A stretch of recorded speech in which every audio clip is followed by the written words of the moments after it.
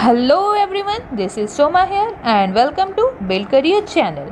तो आज हम देखेंगे जीएसटी की क्लास नंबर 2 को। तो हमने फर्स्ट क्लास में इसके इंट्रोडक्शन पार्ट को किया था और बहुत सारे टॉपिक को हमने उस दिन कवर किया था। ओके, तो आज हम इसकी एडवांटेजेस और डिसएडवांटेजेस को डील करेंगे, साथ ही साथ cascading effect, VAT, composition scheme और इनपुट क्रेडिट, ये जो भी इंपॉर्टेंट रिलेटेड टर्म्स हैं हम इनको भी देखेंगे विथ डायग्राम, साथ में टेबल, और हम इसे क्लियरली से इजी लैंग्वेज में समझने वाले हैं। ओके, तो चलिए आज की क्लास स्टार्ट करते हैं। तो उससे पहले अगर चैनल पे न्यू हो तो चैनल को सब्सक्राइब करना, वीडियो पसंद आए तो लाइक शेयर करना, और मेरे लिए कुछ सजेशन हो तो प्लीज़ मुझे आप कमेंट कर सकते हो। ओके, तो चलिए स्टार्ट करते हैं।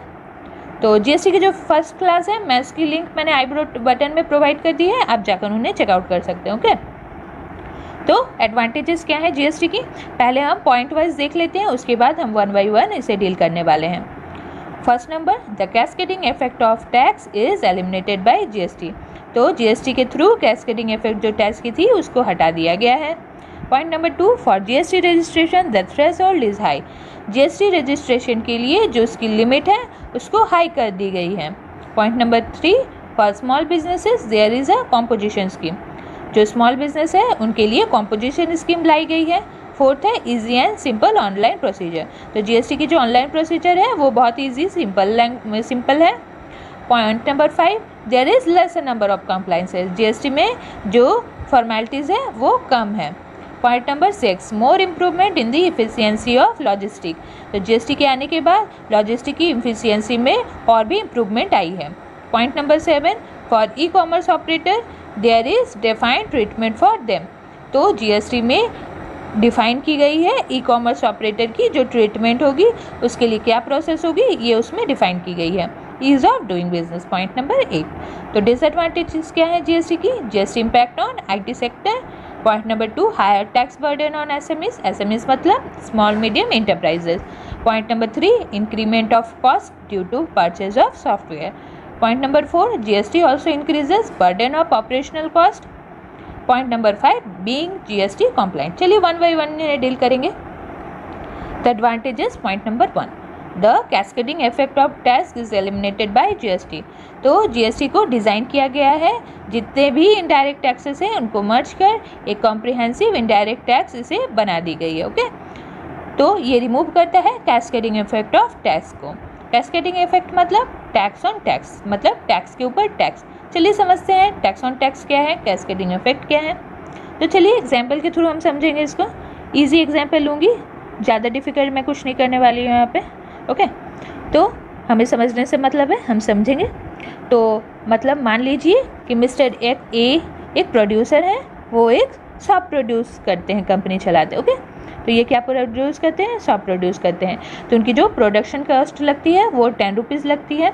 तो मान लीजिए वो महाराष्ट्र में गुड्स को प्रोड्यूस करते हैं। ओके, तो गुड्स में यहाँ पे कितनी लगती है, 10 रुपीज़ कॉस्ट ऑफ प्रोडक्शन है, और 20% महाराष्ट्र में टैक्स लगती है कॉस्ट ऑफ प्रोडक्शन पे। तो 10 का 20 रुपीज़ कितना होगा, 20% कितना होगा, 2 रुपीज़। ओके, तो प्राइस कितनी हो गई गुड्स की, सोप की, 12 रुपीज़। तो ये गुड्स क्या करेगा, वो जो है प्रोड्यूसर, वो उसको मिस्टर ए वो जाकर गुजरात ले जाएगा और इसको बेचेगा। तो वो जब बेचेगा तो 12 रुपीज़ का प्राइस है गुड्स का, और गुजरात में इस प्राइस पर टैक्स लगेगी 50%। तो 12 की 50% मतलब 6 रुपीज़। ये एग्जाम्पल है, मान लो ऐसा कुछ होने वाला नहीं है। ओके, इतनी टैक्स नहीं है हर जगह पे, तो जितनी हो गई तो इसमें 6 रुपीज़ आ गए। तो गुड्स की प्राइस कितनी हो गई, 18, मतलब 12 + 6 जो 50% है टैक्स की, 50% है प्राइस की, सोप की, तो मिलकर कितने हो गए, 18 रुपीज़।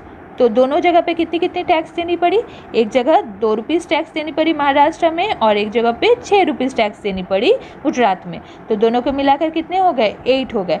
तो ये हमें पहले टैक्स देना पड़ता था 8 रुपीज़ बिफोर जीएसटी। अब हम देखेंगे कि आफ्टर जीएसटी क्या इफेक्ट पड़ी। तो आफ्टर जीएसटी में कितनी हो गई, पहले हमें कितनी देनी पड़ती थी, महाराष्ट्र में 2 और गुजरात में 6।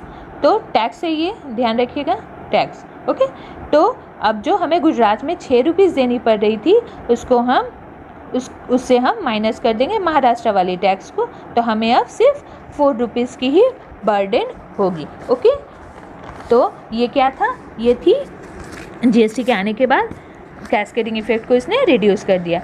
मतलब चलिए हम नेक्स्ट स्लाइड में देखते हैं कि हम फिर से ऐसे अच्छी तरह से समझेंगे। मतलब एक गुड्स अगर 10 रुपीज़ की है तो उस पर महाराष्ट्र में 20% टैक्स लगते थे, और 12 रुपीज़ की ये गुड हो जाती थी तब। फिर इसे गुजरात में जब हम सेल करते थे तो इस पर पहले से जो टैक्स लग चुकी थी महाराष्ट्र में वो इससे माइनस हो जाएगा। मतलब एक प्रोडक्ट पर बार बार टैक्स नहीं लगेगा। ओके, समझ गए होंगे आप। चलिए अब हम नेक्स्ट पॉइंट को देखते हैं। For GST registration the threshold is high. तो जीएसटी की जो रजिस्ट्रेशन होगी उसकी लिमिट हाई रखी गई है। तो पहले जब जीएसटी नहीं थी तो वैट स्ट्रक्चर में अगर बिजनेस की टर्नओवर 5 लाख से ऊपर होती थी अधिकतर स्टेट्स में, तो वो लायबल होती थी वैट के लिए, और सर्विसेज के लिए ये लिमिट 10 लाख रखी गई थी 2017 तक से पहले। ओके, तो 2017 के बाद जब जीएसटी आ गई तो क्या हुआ, ये थ्रेशोल्ड, ये लिमिट जो है उसको इंक्रीज़ कर दिया गया और 20 लाख कर दिया गया, और नॉर्थ ईस्ट स्टेट के लिए ये लिमिट को 10 लाख किया गया है जीएसटी के लिए। बट ये तो उस टाइम की बात थी जब से जीएसटी को इंट्रोड्यूस किया गया था। 2020 में नियम चेंज कर दिए गए हैं। जीएसटी के लिए अब लिमिट रखी गई है सर्विसेज के लिए 20 लाख और 40 lakh for supply of goods के लिए। ओके, चलिए अब हम थर्ड को देखते हैं। For small businesses there is composition scheme.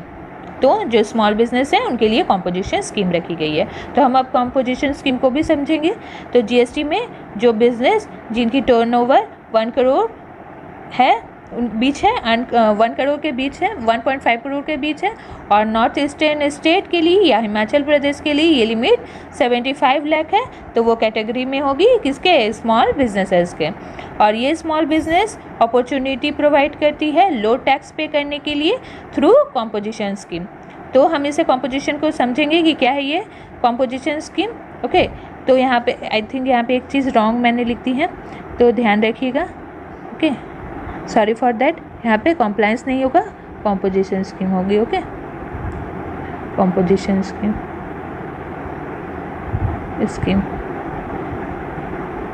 Okay, चलिए अब हम कॉम्पोजिशन स्कीम को देखते हैं कि क्या है ये। तो कॉम्पोजिशन स्कीम क्या है, तो ये जीएसटी के अंदर फैसिलिटी प्रोवाइड की गई है कि उन छोटे टैक्स पेयर को जिनकी टर्नओवर 1.5 करोड़ के अंदर है, और हिमाचल प्रदेश और नॉर्थ ईस्ट स्टेट के लिए इसकी लिमिट 75 लाख की है। तो हम इसे देखते हैं कि क्या है ये। तो ये एक फैसिलिटी है स्मॉल टैक्स पेयर के लिए, जिसे कि वो अवॉइड कर सकते हैं जो बहुत ही टीडियस जटिल जो जीएसटी की प्रोसेस है, कठिन जो प्रोसेस है जीएसटी की फॉर्मेलिटीज़ को, ये इससे वो इसे अवॉइड कर सकते हैं, और एक फिक्स्ड रेट अपने टर्नओवर पर इस पर जीएसटी उन्हें वो पे कर सकते हैं। ओके, तो कौन इससे फ़ायदे उठा सकते हैं, वो स्मॉल टैक्स पेयर जिनकी टर्नओवर ज़्यादा नहीं है 1.5 करोड़ से, ध्यान रखिएगा। और सर्विस प्रोवाइडर के लिए ये लिमिट रखी गई है 50 लाख की। ओके, ध्यान रखिएगा अपने टर्नओवर के ऊपर।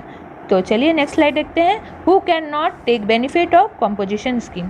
तो कौन वैसे हैं, कौन लोग हैं जो इससे बेनिफिट नहीं ले सकते, तो ये वो हैं जो कि इंटरस्टेट सप्लाई करते हैं, वो इससे बेनिफिटेड नहीं हो सकते, और वो बिजनेसेस जो सप्लाई करते हैं प्रोडक्ट थ्रू ई कॉमर्स ऑपरेटर, जैसे कि फ्लिपकार्ट या इसे अमेज़ॉन से कोई प्रोडक्ट अगर वो अपनी सप्लाई करते हैं प्रोडक्ट की, तो वो बिजनेसेस इसका लाभ नहीं उठा सकते। Manufacture of some product like tobacco, paan masala और आइसक्रीम वाले भी इससे लाभ नहीं उठा सकते, जो इसको बनाते हैं वो इसका हेल्प नहीं ले सकते। Okay, those who is casual taxable person और a non resident taxable person, जो कॉजल टैक्सेबल पर्सन है और नॉन रेसिडेंट टैक्सेबल पर्सन है वो भी इसका बेनिफिट नहीं ले सकते। ओके, तो कौन सी इंपॉर्टेंट कंडीशन है अवेल करने के लिए कॉम्पोजिशन स्कीम को, तो वो डीलर जो कि डील करते हैं उन गुड्स में जो जीएसटी के टैक्स कैटेगरी में नहीं टैक्सेबल होते हैं, वो इस स्कीम को नहीं ले सकते, जैसे कि अल्कोहल। ओके, अगर कोई टैक्सेबल पर्सन एक पैन के अंदर बहुत सारे बिजनेसेस करता है, जैसे कि कपड़े की या कॉस्मेटिक की, इलेक्ट्रिसिटी की, मतलब वगैरह वगैरह बहुत सारे चीज़ों की बिजनेस करता है, तो सारे बिजनेस की एक साथ रजिस्ट्रेशन करनी होगी। नहीं तो वो स्कीम नहीं ले सकते हैं। ओके, टैक्स पेयर जो कि ये कॉम्पोजिशन स्कीम का बेनिफिट लेंगे, उस बिजनेस को के साइन बोर्ड पर या हर नोटिस पर कॉम्पोजिशन टैक्सेबल पर्सन ये वर्ड मेंशन करना होगा। ओके, ध्यान रखिएगा। और क्या है, जो टैक्स पेयर ये कॉम्पोजिशन स्कीम का बेनिफिट लेंगे वो इनपुट टैक्स क्रेडिट का बेनिफिट नहीं ले पाएंगे। ओके, तो हम इसको बाद में समझेंगे कि इनपुट टैक्स क्रेडिट क्या है। ओके, तो और एक क्या है, रिवर्स चार्ज मैकेनिज्म में जो टैक्स पेयर हैं उन्हें नॉर्मल रेट से टैक्स पे करना होगा। और क्या पॉइंट है, कंपनी की हर बिल पर कॉम्पोजिशन टैक्सेबल पर्सन ये वर्ड मेंशन करना होगा। और ये तो हो गए सारे पॉइंट्स। और ये पॉइंट और नोट कर लीजिएगा कि 2018 में हुई है ये पॉइंट न्यू अमेंडमेंट CGST के अमेंडमेंट में कि अब एक प्रोड्यूसर 10% अपने टर्नओवर का या फिर 5 लाख तक की सप्लाई सर्विसेज प्रोवाइड कर सकता है। और ये एप्लीकेबल कब से है, 1 Feb 2019 से। ओके, तो कौन सी मेथड्स हैं देख लेते हैं कि टैक्स पेयर को कंपोजिशन स्कीम को कैसे वो ले सकता है। तो रूल है नंबर 1, टैक्स पेयर को फाइल करना होगा GST CMP 01 या फिर GST CMP 02 फॉर्म। और ये GST के पोर्टल पर लॉगिन कर ऑनलाइन भी फॉर्म फिल किया जा सकता है। अगर डीलर इस कॉम्पोजिशन स्कीम को अवेल करना चाहता है तो डीलर को हर फाइनेंशियल ईयर की बिगनिंग में ही ये सूचना देनी पड़ेगी। ओके, ये हो गए 2 पॉइंट जो कि टैक्स पेयर को करने ही होंगे।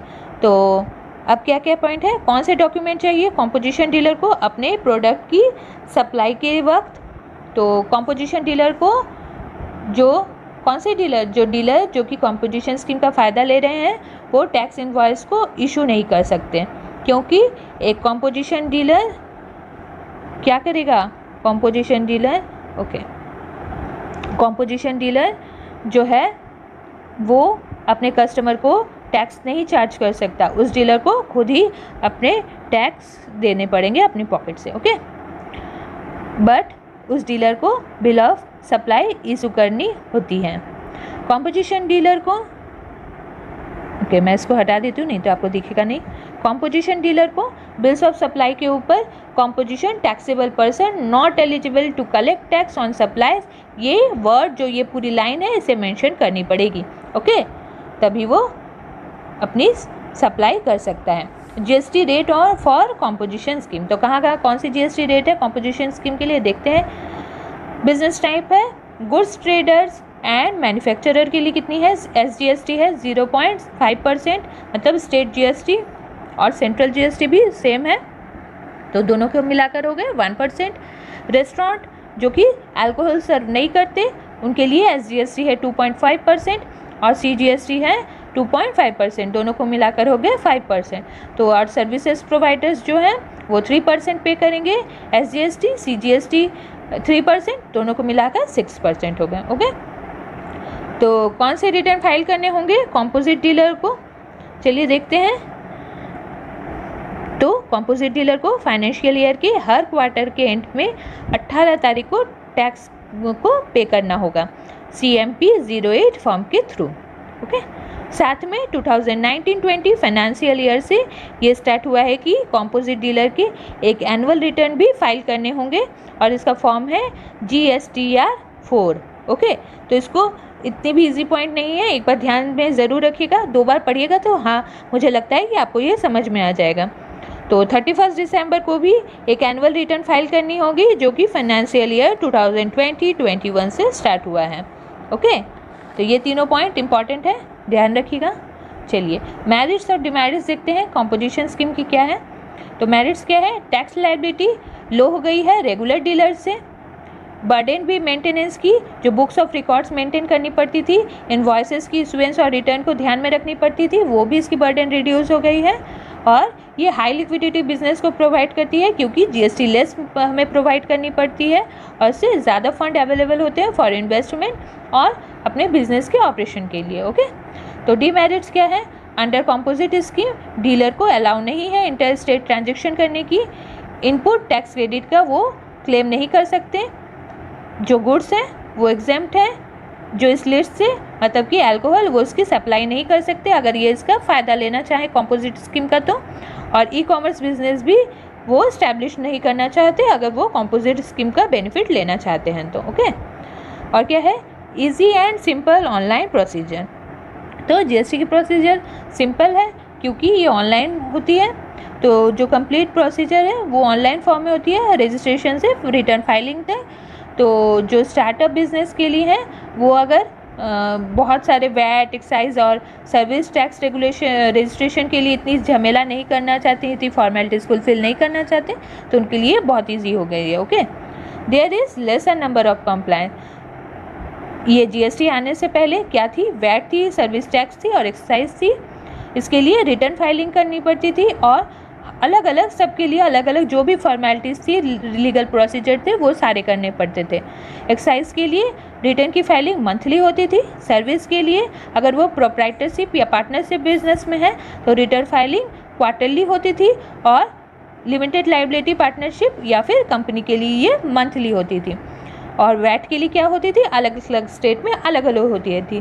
तो इतनी जो प्रोसेस है, इतनी लंबी चौड़ी प्रोसेस करने की ज़रूरत नहीं है। अब जीएसटी को आप सिंपल एक ही प्रोसेस से हो सकता है। Okay, more improvement in the efficiency of logistic, मतलब गुड्स से कंज्यूमर तक को ट्रांसपोर्ट करना, लॉजिस्टिक का मतलब। ओके, तो इंडिया में लॉजिस्टिक इंडस्ट्री 130 मिलियन डॉलर की है, और जीएसटी के आने के बाद लॉजिस्टिक मतलब क्या, पूरे सप्लाई प्रोसेस तक फॉलो, प्रोडक्शन से सप्लाई तक करना। ओके, और जीएसटी के आने के बाद ये और भी फास्ट तरीके से ग्रो कर रही है। जीएसटी के आने से पहले लॉजिस्टिक इंडस्ट्री को बहुत ज़्यादा जगहों में वेयर हाउसेस बनाने पड़ते थे, जिससे कि SST, CST ओके और state income tax interstate movement में ना हो, ये ध्यान रखना पड़ता था। इंटरस्टेट मूवमेंट के लिए भी उन्हें टैक्सेस पे करनी पड़ती थी। ओके, इन वेयर हाउसेस में अपनी कैपेसिटी के कम सामान रखने के लिए उन्हें मजबूरी में ये करना पड़ रहा था, जिससे कि उनकी ऑपरेटिंग कॉस्ट भी बढ़ जाती थी। पर जीएसटी के बाद इंटरस्टेट मूवमेंट रेस्ट्रिक्शन को कम कर दिया गया है। अब देश के साथ जो मेजर स्ट्रेटेजिक लोकेशन है वहीं पर लार्ज वेयर हाउसेस ओपन करेंगी, जिससे कि ओवरऑल लॉजिस्टिक कॉस्ट भी रिड्यूस होगी और बिजनेस भी इंक्रीज होगी और अल्टीमेटली जीडीपी भी बूस्ट अप होगी। ओके, तो for e commerce operator there is defined treatment. Point number 7, तो ई कॉमर्स ऑपरेटर के लिए क्या है, रूल रेगुलेशन बनाए गए हैं। तो जीएसटी के आने से पहले क्या थे, अलग अलग जगह अलग अलग स्टेट में अलग अलग रूल होती थी। जैसे कि वेस्ट बंगाल, केरला और राजस्थान में ई कॉमर्स ऑपरेटर को एक मीडिएटर की तरह माना जाता था और उन्हें जीएसटी के लिए, ओके यहाँ पे जीएसटी नहीं वैट के लिए होगी, ओके वैट के लिए रजिस्ट्रेशन करने की कोई नीड नहीं होती थी। और यूपी में वैट के लिए, ओके यहाँ पे ध्यान रखिएगा, यहाँ पे जीएसटी नहीं वैट होगी। ओके, वैट के लिए रजिस्ट्रेशन करने की कोई नीड नहीं होती थी इन जगहों में, बट यूपी में क्या करना पड़ता था, वैट रजिस्ट्रेशन करना पड़ता, मतलब कुछ जगह करना पड़ता था, कुछ जगह नहीं करना पड़ता था, अलग अलग रूल रेगुलेशन थे। पर जीएसटी के आने के बाद ये सारी प्रॉब्लम खत्म हो गई, अब उनके लिए भी अलग से रूल रेगुलेशन बना दी गई है। Okay, ease of doing business, GST के आने से पहले कंपनीज को बहुत सारी टैक्स रिलेटेड फॉर्मेलिटीज़ फुलफिल करनी पड़ती थी, like registration for VAT, excise और एक्साइज टैक्स अथॉरिटी को भी डील करना पड़ता था। बट जीएसटी के आने के बाद ये सारी फॉर्मेलिटीज़ कम हो जाने की वजह से बिजनेस करने में ईज आ गई है। जीएसटी के आने के बाद जो टैक्स की चोरी होती थी वो भी अब खत्म हो गई है। ओके, अब करप्शन को भी टैकल किया जा सकता है और अल्टीमेटली देश की जीडीपी भी इंक्रीज होगी। अब चलिए जीएसटी की डिसएडवांटेजेस को देखते हैं। तो जीएसटी की क्या इम्पैक्ट है आईटी इंफ्रास्ट्रक्चर से रिलेटेड।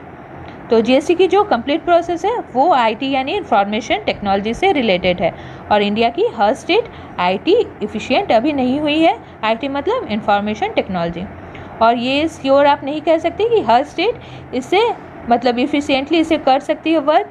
तो सिर्फ कुछ ही ऐसे स्टेट हैं जहाँ ई गवर्नेंस मॉडल को इम्प्लीमेंट किया गया है। ओके, तो सेकेंड पॉइंट है higher tax burden on SMEs. SMEs मतलब स्मॉल मीडियम इंटरप्राइजेस। तो एसएमईज पर टैक्स बर्डन इंक्रीज हो गई है। एसएमईज यानी स्मॉल मीडियम इंटरप्राइजेस तो पहले ही इन सेक्टर्स को पहले क्या था, इन सेक्टर्स को 1.5 करोड़ से ज़्यादा टर्नओवर होने पर ही एक्साइज ड्यूटी पे करनी पड़ती थी, बट जीएसटी के आने के बाद अगर टर्नओवर 40 लाख से ज़्यादा हो तो जीएसटी देनी पड़ेगी।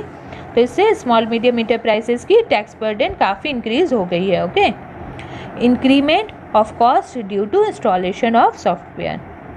तो कंपनी की जो जीएसटी रिजीम के लिए या फिर उसे अपनी या तो अकाउंटिंग सिस्टम को अपडेट करने पड़ेंगे या फिर जीएसटी कंप्लाइंट सॉफ्टवेयर को इंस्टॉल करना पड़ेगा, पर इससे सॉफ्टवेयर को परचेज करने का कॉस्ट बढ़ेगा, साथ ही एम्प्लॉयज़ को भी new software related training provide करनी पड़ेगी। तो ओवरऑल इससे क्या होगी, कंपनीज़ की जो कॉस्ट बर्डन है वो इंक्रीज़ हो जाएगी। ओके, तो हमारी जो इंडिया की पहली जीएसटी सॉफ्टवेयर है वो क्या है, clear tax GST software. Okay, नाम याद रखिएगा। तो ये तो हो गए जो मैंने करवा रहे हैं अभी डिमेरिट्स। तो फोर्थ पॉइंट क्या है, GST also increases the burden of operating cost. तो इतनी सारी जो भी खर्चे हैं देख ही रहे हैं आप, तो उसके लिए क्या होगी, जीएसटी के लिए एक प्रोफेशनल सीए को अपॉइंट करना पड़ेगा, जिससे कि वो हर टाइम टू टाइम जो भी जीएसटी की जो भी फॉर्मेलिटीज़ है उसको फुलफ़िल करने के लिए। ओके, तो इससे क्या होगा, कॉस्ट बर्डन इंक्रीज होगी स्मॉल बिजनेसेस के लिए। और क्यों इंक्रीज होगी, क्योंकि उनको जीएसटी प्रोफेशनल को अपॉइंट करना पड़ेगा। Okay, being GST compliance. तो जीएसटी एडमिनिस्ट्रेशन स्टेट जो है वो कंपनीज को रिक्वायर्ड करते हैं क्या, कि रजिस्टर करना पड़ेगा उन्हें हर स्टेट में जहाँ जहाँ वो ऑपरेट कर रहे हैं अपने बिजनेसेस को। ओके, तो इससे क्या होगी, पेपर वर्क की जो बर्डन है और फॉर्मेलिटीज़, लीगल फॉर्मेलिटीज़, इसको भी ज़्यादा इसकी बर्डन आ जाएगी। ओके, तो ये हो गई डिमेरिट्स। चलिए अब कुछ इंपॉर्टेंट टर्म से डील कर लेते हैं। वैल्यू एडेड टैक्स क्या है ये, वैल्यू एडेड टैक्स मतलब प्रोडक्शन से सेल तक की जितनी भी स्टेजेस आएंगी, जहाँ जहाँ पर वैल्यू ऐड हो रहे हैं वहाँ पे टैक्स अप्लाई करना। ओके, तो सिंपल मीनिंग, टैक्स को कहाँ अप्लाइड किया जाएगा, जहाँ पे वैल्यू ऑफ गुड्स या सर्विसेज की इंक्रीमेंट हो रही है, गुड्स की वैल्यू बढ़ रही है, वहाँ पे हर स्टेज में, सप्लाई चेन की हर स्टेज में, प्रोडक्शन से पॉइंट ऑफ सेल तक, वहाँ पे इसकी टैक्स बर्डन इंक्रीज होगी। ओके, तो ये रिप्लेस क्या करता है, कंप्लेस सेल्स टैक्स को, और ये ओवरकम करता है कैस्केडिंग इफेक्ट ऑफ टैक्स, और कुछ जगह पे इसे जीएसटी के नाम से भी जाना जाता है। तो चलिए इलस्ट्रेशन के थ्रू समझते हैं कि क्या होगा। तो मान लो एक टेक्सटाइल मैन्युफैक्चरिंग कंपनी है, और ये textile manufacturing company raw material purchase करती है एक डीलर से। तो डीलर रॉ मटेरियल का प्राइस 100 रुपीज़ चार्ज करता है। ओके, और ओके, तो प्राइस कितनी है, 100 रुपीज़, और इस पर 10% का वैट भी चार्ज करता है रॉ मटेरियल डीलर। तो जाकर तो क्या होगा, तो और वो डीलर क्या करेगा, जो 10% वैट है वो गवर्नमेंट के पास जमा करेगा। तो ये जो 10% वैट है गवर्नमेंट को सेंड कर रहा है। ओके, तो टेक्सटाइल मैन्युफैक्चरिंग, ओके, तो टेक्सटाइल मैन्युफैक्चर क्या करेगा, उस रॉ मटेरियल को लेगा और वो ड्रेसेस बनाएगा और वो उसको सेल करेगा बिग टेक्सटाइल शॉप में, कपड़े की दुकान में सेल करेगा। ओके, तो इससे क्या होगा, इससे जो टेक्सटाइल मैन्युफैक्चरर है उसको वो क्या प्राइस लेगा, वो 200 पर ड्रेसेस लेगा प्लस 20% बैग। ओके, ओके, ध्यान रखिएगा। तो ये टेक्सटाइल मैन्युफैक्चर क्या करेगा, 10% जो वैट है वो गवर्नमेंट को पे करेगा और 10% वो अपने पास रखेगा वैट। ओके, जिससे कि उसकी रिबर्सेस हो जाए वैट की जो उसने प्रीवियसली पेड की थी रॉ मटेरियल डीलर को। और अब जो टेक्सटाइल शॉपकीपर है, जो कपड़े की दुकानदार हैं, वो इस ड्रेसेस को सेल करेंगे। ओके, तो जो उसने एक्स्ट्रा वैल्यू ऐड की थी उतने पर ही वो टैक्स लेगा। ओके, तो ध्यान रखिएगा। तो अब जो रॉ मटेरियल डीलर नहीं, टेक्सटाइल जो शॉपकीपर है वो उस ड्रेसेस को सेल करेगा 300 रुपीज़ पर, और इस पर 30% वैट चार्ज करेगा। तो 10% क्या करेगा, वो इसी तरह गवर्नमेंट को पे करेगा, और बाकी जो वैट है जो उसने पे की है वो उससे अपने आप को रिवर्स कर लेगा। तो ये तो था वैल्यू एडेड टैक्स, मतलब जितनी वैल्यू ऐड हुई है सिर्फ उसी पर टैक्स पे करना। इससे डबल टैक्सेशन की प्रॉब्लम ख़त्म हो जाएगी। ओके, चलिए तो ये हो गई वैल्यू एडेड टैक्स। सिंपल समझिएगा कि जो सिर्फ वो गवर्नमेंट को जो ऐड वैल्यू हुई है उसी पर टैक्स पे करेगा, और बाकी जो उसने पहले जो पिछली टैक्स पे की थी वो अपने आप को रिइम्बर्स कर लेगा। ओके, चलिए अब इनपुट टैक्स क्रेडिट को समझते हैं। क्या है input tax credit? Input tax credit मतलब आउटपुट के लिए जब हम टैक्स पे करेंगे तो जो आपने पहली इनपुट में टैक्स पे की थी उस टैक्स को आप रिड्यूस कर दोगे, क्योंकि आपने ऑलरेडी वो पे कर चुकी है और सिर्फ बैलेंस जो अमाउंट है उसे ही आपको पे करनी होगी। तो चलिए इलस्ट्रेशन के थ्रू देखते हैं कि 3 तरह की यहाँ पे इनपुट हमने ली है, एम, एंड ओ। तो एम जो इनपुट है इस पर हम कितनी टैक्स पे करेंगे? 200 रुपीज़ की, और एन पर हमने 240 की टैक्स पे की है, और ओ पर 160 रुपीज़ टैक्स पे की है। ओके, तो ये तीनों टैक्स कितनी हो गई टोटल? 200 प्लस 160 प्लस 240, मतलब कितनी हो गई? 200 प्लस 240 प्लस 160। ओके, तो ये हो गई कितनी? 600। ओके, और टोटल ये आउटपुट देखिए कितनी की है? टैक्स ऑन आउटपुट हमें पे करनी है 900 की। तो अब हमें क्या करना है? 900 में, ओके यहाँ पे देखिए 900 में हमें जो ये जो टोटल एम एन ओ पे जो हमने कितनी पे की थी टैक्स? 600। इसको अगर हम माइनस करेंगे तो कितनी बचेगी? 300। ओके, तो 300 जो है सिर्फ हमें वही टैक्स पे करनी है। ओके, ध्यान रखिएगा 300 ही हमें टैक्स पे करनी है। ओके, यहाँ पे हो नहीं रहा है। और इनपुट क्रेडिट कितनी है? 600, मतलब जो गवर्नमेंट को हम पे करेंगे कितनी? 300, और इनपुट क्रेडिट कितनी होगी? 600, क्योंकि हमने ये तो पहले ही पे कर दिया था इनपुट पर। ओके, तो यही है इनपुट टैक्स क्रेडिट। तो आई होप आपको ये क्लासेस पसंद आई होंगी। ओके, तो अगर आपको ये क्लास अच्छी लगी हो तो प्लीज़ लाइक शेयर करना, और मैं नेक्स्ट क्लास में GSTN और GST की जो काउंसिल है उसकी A to Z डिटेल में आपको क्लैरिफिकेशन दूंगी। ओके, तो चलिए, थैंक यू फॉर टुडे।